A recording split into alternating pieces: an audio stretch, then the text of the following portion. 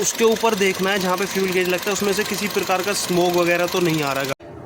Hello friends, welcome back to the wild machines और मैं हूँ धीरज वशिष्ठ। और तो आज की जो वीडियो होने वाली है उसमें मैं काफ़ी सारी डिटेल्स दूंगा कि how to buy a used car. जैसा कि आप सभी जानते हो, इंडिया एक बहुत बड़ा यूज्ड कार मार्केट है। यहाँ पे नई गाड़ी लेने से ज़्यादा वाले लोग हैं कि जो पुरानी गाड़ी की तरफ रुख करते हैं, बट अनफॉर्चुनेटली वो कहीं ना कहीं पे धोखा खा जाते हैं कि उन्हें समझ नहीं होती या फिर वो जल्दी से गाड़ी को उस पैरामीटर्स पे उसके चेक नहीं कर पाते कि वो। तो इस वीडियो में मैं कुछ बेसिक ट्रिक्स बताऊंगा आपको, जिसके थ्रू आप एक पुरानी गाड़ी डेफिनेटली ले सकते हो। उसमें आपको ज़्यादा किसी मैकेनिक की भी ज़रूरत नहीं पड़ेगी। उसमें फ़र्स्ट ऑफ़ ऑल आपको ड्राइविंग आनी चाहिए, थोड़ी बहुत गाड़ी की समझ होनी चाहिए, तो आप ईज़िली एक गाड़ी ले सकते हो। तो अपने पास एक गाड़ी खड़ी हुई है, जैसे कि आप देख रहे हो, होंडा अमेज है।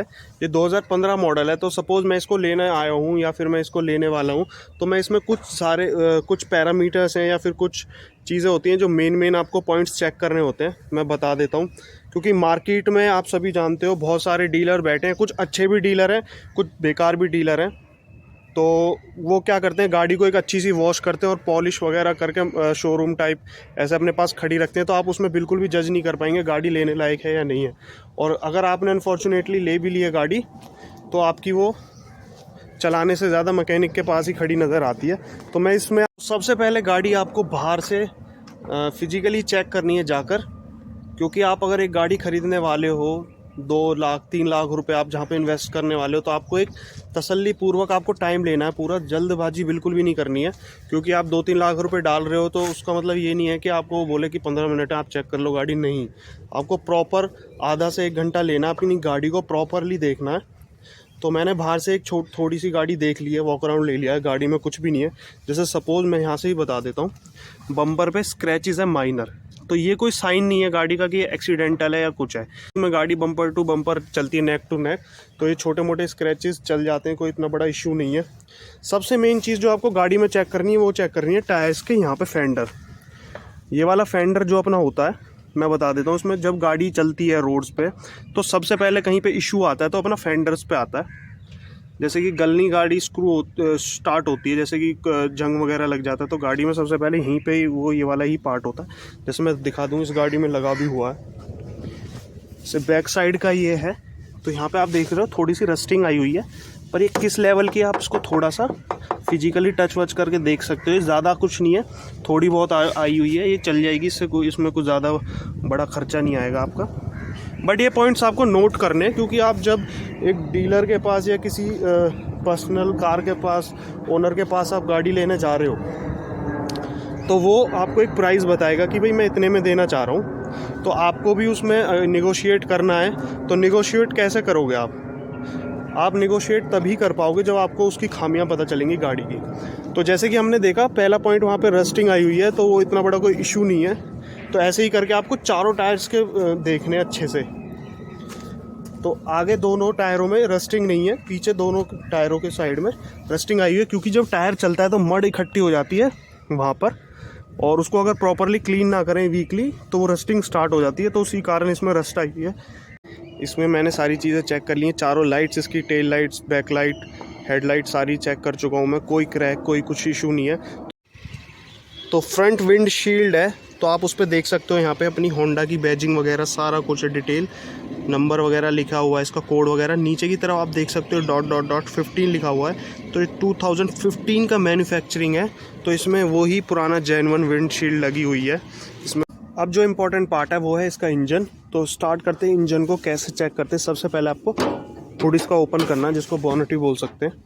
इसको मैं सबसे पहले आपको इंजन नहीं चेक करना, सबसे पहले आपको शॉकर माउंटिंग्स होती हैं जो आप देख सकते हो।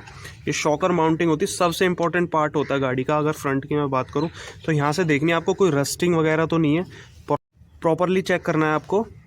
थोड़ा टाइम लग सकता है, बट जहाँ पे पैसे की बात आती है तो टाइम डजंट मैटर, टाइम लगना चाहिए।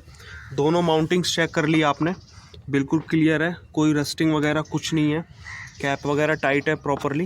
वाला पार्ट है अपना, अगर गाड़ी एक्सीडेंटल है आपकी तो ये डेफिनेटली कहीं ना कहीं से मुड़ा मिलेगा, मतलब आपको एक प्रॉपरली उसमें वे में नहीं मिलेगा। ये कहीं ना कहीं से आपको इसमें वेल्डिंग वगैरह नज़र आ जाएगी, बट ऐसा कुछ भी नहीं है। तो इसका आपको पेंट भी चेंज ही मिलेगा। यहाँ पे सिल्वर है तो कुछ ना कुछ पेंट में आपको खामी मिलेगी, क्योंकि ये पेंट कैसे मैच कर सकते हो, ये वाला पेंट और यहाँ पे अंदर वाला पेंट आपको सेम होना चाहिए। अगर ये पेंट सेम नहीं है तो आपका डेफिनेटली चेंज हुआ है, ये एक्सीडेंटल गाड़ी है। और दूसरा सबसे बड़ा पॉइंट है मेन, जो कि बहुत ईजिली आप पकड़ सकते हो, वो यहाँ से पकड़ सकते हो। मैं दिखाने की कोशिश करता हूँ, फोकस कर लूँ एक बार। हाँ, ये देखिए, जैसे कि अगर गाड़ी एक्सीडेंटल है तो ये बोनट है, हुड जिसको बोल देते हैं, तो ये इसका जॉइंट यहाँ से ओपन मिलेगा आपको, या फिर किसी नॉर्मल जो वेल्डिंग अगर आपने देखी है उससे वेल्ड हुआ मिलेगा ये। तो ये इसका जॉइंट ओपन हो जाता है एक्सीडेंटल के दौरान, तो इसको हम ठीक नहीं कर सकते, क्योंकि ये रोबोट से गाड़ी जब बनती है तो रोबोटिक वेल्डिंग इसमें होती है, जो कि आपको पता नहीं चलेगी। एक बहुत शानदार फिनिश में होती है। तो अगर ये एक्सीडेंटल है तो यहाँ से डेफिनेटली इसका जॉइंट वगैरह ओपन हो जाता है, तो आप उसे ईजिली देख के पता लगा सकते हो कि गाड़ी एक्सीडेंटल है। तो इसमें कोई एक्सीडेंटल का निशान नहीं है, गाड़ी बिल्कुल ओके है फ्रंट से। दूसरा, आपको इंजन कैसे चेक करना है, ये तो मैंने कुछ पॉइंट्स बताए थे जो कि छोटे छोटे थे, बाहर से डेंट पेंट के या कैसे। दूसरा, आपको इंजन चेक करना है। सबसे पहले ये हेड होता है इंजन का, यहाँ पे अगर आप देख पा रहे हो, ये ब्लैक कलर का है, यहाँ पे हेड बोलते हैं इसको, जहाँ पे इंजन का कैप होता है। फ्रंट पे इंजन का कैप होता है, ऊपर ऑयल कैप जिसको बोल देते हैं, जहाँ से ऑयल वगैरह डलता है हमारा।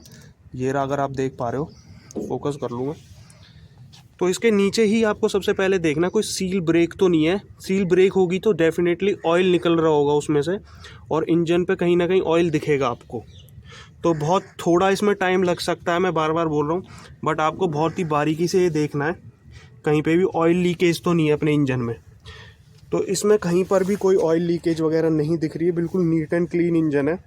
तो ये कहीं से भी इसमें इंजन में कोई समस्या नहीं है।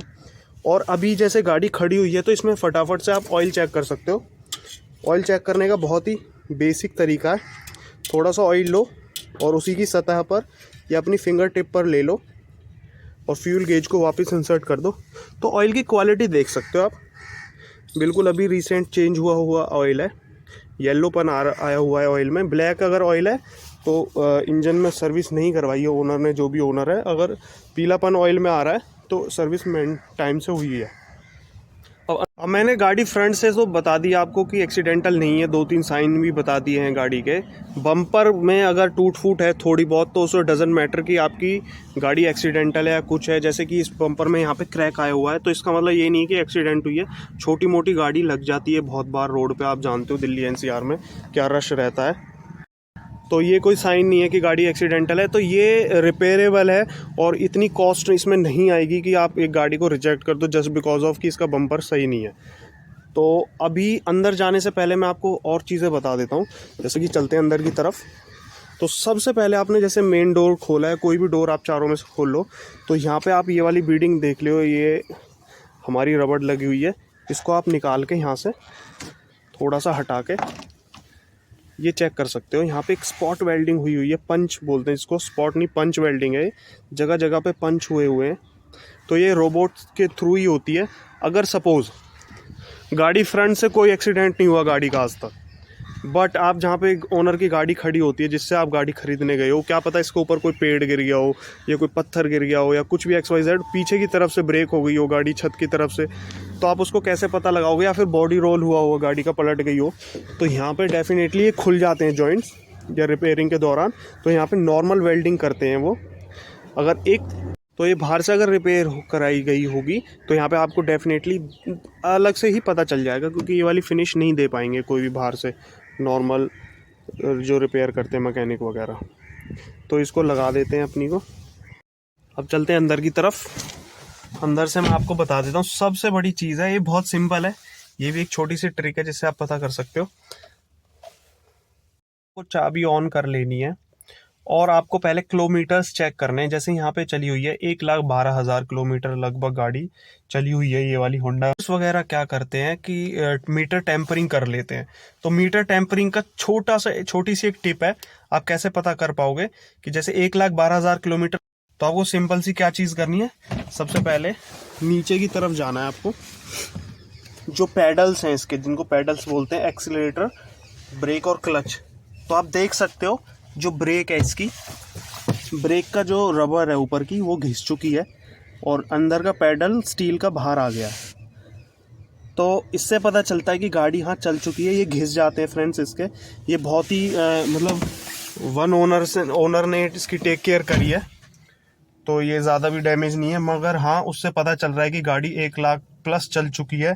तो आपको बाहर अगर कहीं जा रहे हो तो आपको कैसे पता लगाना है गाड़ी लाख, अब सपोज इसका मैं मीटर टेम्परिंग करके इसको 1 लाख को 50,000 कर दूं, 30,000 कर दूं, और मेरे ये पैडल्स वगैरह घिसे हुए हैं, तो आप पता लगा लेना कि गाड़ी 60-70,000 प्लस ही चल चुकी है अगर पैडल घिस चुके हैं।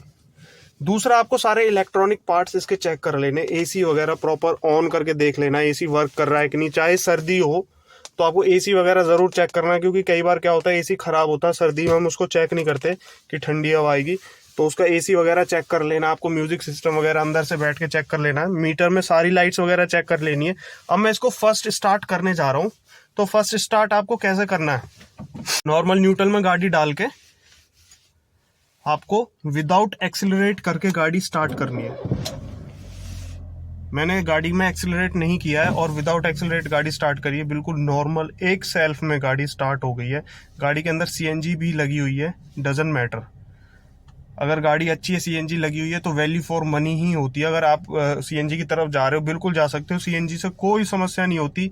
मैंने खुद सीएनजी की गाड़ी करीब 10 साल ड्राइव करी है, अलग अलग गाड़ियां बदल बदल के, तो मेरे को आज तक सीएनजी से कोई परेशानी नहीं आई है। मगर हाँ, जहाँ पे आप रहते हो उस एरिया के अंदर सीएनजी पंप्स वगैरह अवेलेबल होने चाहिए, ताकि आप इजीली फिलअप वगैरह करा सके टाइम टू टाइम। तो गाड़ी बिल्कुल नॉर्मल स्टार्ट हुई है, आरपीएम अपना वही 1 के आसपास दिखा रहा है।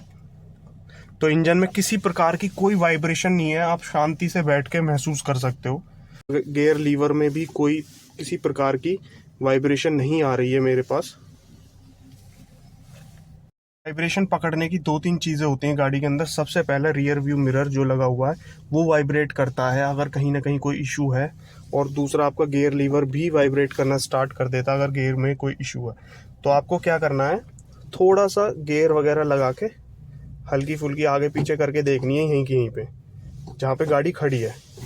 रिवर्स वगैरह सारे गियर लगा लिए मैंने इसके, तो ईजिली लग रहे हैं, उनके गियर में कोई इशू नहीं आ रहा।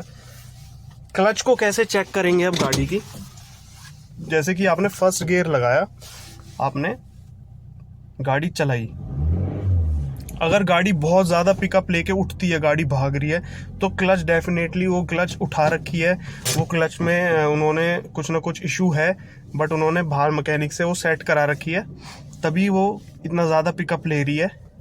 अगर वो गाड़ी नॉर्मल गाड़ी की तरह बिहेव कर रही है, जैसे नॉर्मल आप क्लच में गियर लगा के स्टार्ट करके चला रहे हो, नॉर्मली गाड़ी चल रही है, कोई भग नहीं रही है, क्लच छोड़ने के बाद बिल्कुल एकदम टायर स्लिप नहीं मार रहे, तो गाड़ी ठीक है।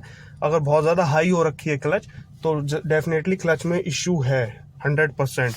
खड़ी गाड़ी के अंदर मेन थिंग जो है, गाड़ी के अंदर चीज़ है जो आपको नोटिस करने वाली है, वो है स्टीयरिंग।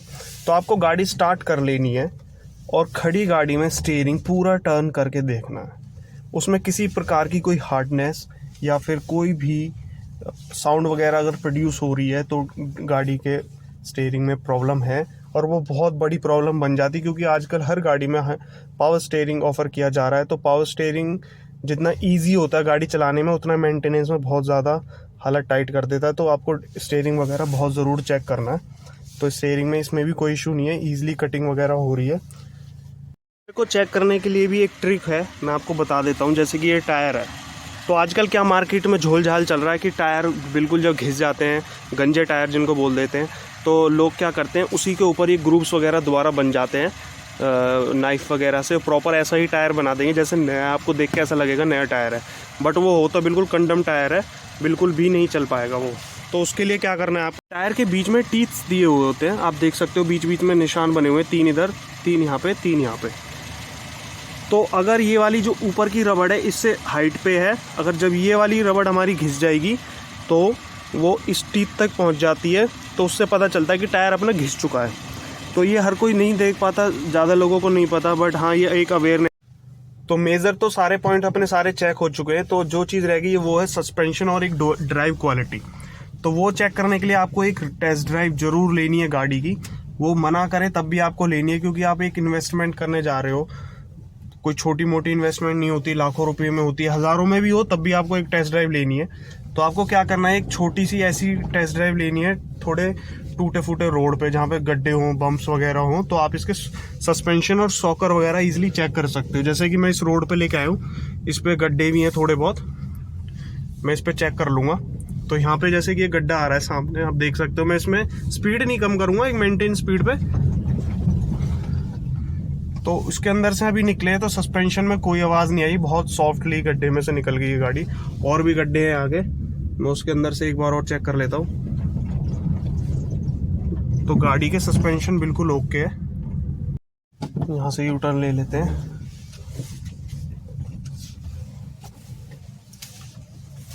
स्टीयरिंग में कोई हार्डनेस नहीं है, कोई साउंड नहीं है। तो एक बार फिर से टेस्ट ड्राइव लेंगे। सस्पेंशन में भी किसी प्रकार की आवाज़ नहीं है, काफ़ी सारे गड्ढे वगैरह में से निकाल रहे हैं। तो थोड़ी जिगजैग भी करनी है, खाली रोड पे कोई हो ना, तो कोई और इंजर्ड ना हो जाए, आपसे ड्राइविंग से परेशान ना हो। तो आपको एक खाली रोड पे ही ये टेस्ट ड्राइव लेनी है। तो गाड़ी बिल्कुल सॉफ्ट और स्मूथ चल रही है। तो ये टिप्स को आप भी करके एक गाड़ी परचेज कर सकते हैं, अच्छी गाड़ी जिसमें आपका पैसा वेस्ट ना हो। अगर आपको कहीं पे भी कोई भी इशू आ रहा है इंजन वगैरह में या फिर सस्पेंशन वगैरह में, तो अगर आपको लग रहा है इंजन में अगर कोई भी इशू फील हो रहा है, सबसे पहले तो आपको गाड़ी लेनी ही नहीं है, डंप कर देनी है। और अगर गाड़ी की बॉडी लाइन बिल्कुल गल चुकी है या फिर बिल्कुल ही बेकार हो चुकी है, जगह जगह जंग लगना है, तब भी नहीं लेनी है आपको। छोटा मोटा वियर एंड टियर चल जाएगा, क्योंकि वो डजंट मैटर, वो आप चेंज करा सकते हो या फिर किसी मैकेनिक के थ्रू सही करा सकते हो। बट हाँ, अगर इंजन में इशू है तो आप बिल्कुल भी गाड़ी ना लें, वहीं पे डील को नो बोल दें, डील क्रैक ना करें। बट हाँ, छोटे मोटे जैसे कि इसमें इश्यूज थे, बाहर स्क्रैचेस वगैरह हैं, बम्पर वगैरह में छोटा मोटा जंग भी लगा हुआ है, बट गाड़ी ओवरऑल बिल्कुल ओके है, इंजन अंदर से बाहर से। तो आप ये सब चीज़ें ओनर को बता के एक नेगोशिएट कर सकते हैं पर्टिकुलर प्राइस पे, या फिर आप एक दिन का टाइम मांग के बाहर से पता करके इसकी कॉस्टिंग क्या पड़ने वाली है, उसी के थ्रू आप उस अकॉर्डिंग लेस करके प्राइस आप अपना अमाउंट बताकर गाड़ी ले सकते हैं। हमने अपनी गाड़ी स्टार्ट करी हुई है, काफ़ी देर हो गई, टेस्ट ड्राइव वगैरह भी ले ली है। तो अब गाड़ी का जो एक सर्टेन टेम्परेचर है वहाँ तक पहुँच चुका है। तो हमें अभी क्या करना है, थोड़ी प्रिकॉशंस लेने हैं आपको, क्योंकि गर्म इंजन वगैरह होता है। तो आपको प्यार से अपना ये फ्यूल गेज निकालना है बाहर, और उसके ऊपर देखना है जहाँ पे फ्यूल गेज लगता है उसमें से किसी प्रकार का स्मोक वगैरह तो नहीं आ रहा है गाड़ी में से। अगर ऐसा है, नहीं आ रहा है, तो गाड़ी के इंजन में कोई इशू नहीं है। अगर स्मोक आ रहा होता गाड़ी में से तो इसका इंजन डाउन होता, जिसको बोल देते हैं। तो ये तो थी सारी अपनी टिप्स। एक पुरानी गाड़ी लेने से पहले क्या क्या चीज़ें आपको चेक करनी होती हैं ज़रूरी। गाड़ी की सिर्फ चमक पे ही ना जाएं, पॉलिश पे ना जाएं, क्योंकि बहुत सारे डीलर्स मार्केट में ऐसे बैठे हुए हैं, मैंने बताया आपको कि गाड़ी को एकदम चमका के रखेंगे, शाइन करके रखते हैं। बिल्कुल आपको बिल्कुल भी पता नहीं लगेगा, गाड़ी बिल्कुल बाहर से ब्रांड न्यू लगेगी, पर अंदर से कहीं ना कहीं उसमें इशू आ रखा होगा। तो आप इस पे ना जाएं, पहले अपना पर्सनली आप खुद जाएं या फिर किसी मैकेनिक को ले जाएं अगर आप नहीं जा सकते हो। हालांकि मैंने जो टिप्स बताई हैं आप भी उन्हें पर्सनली खुद जाके चेक कर सकते हो।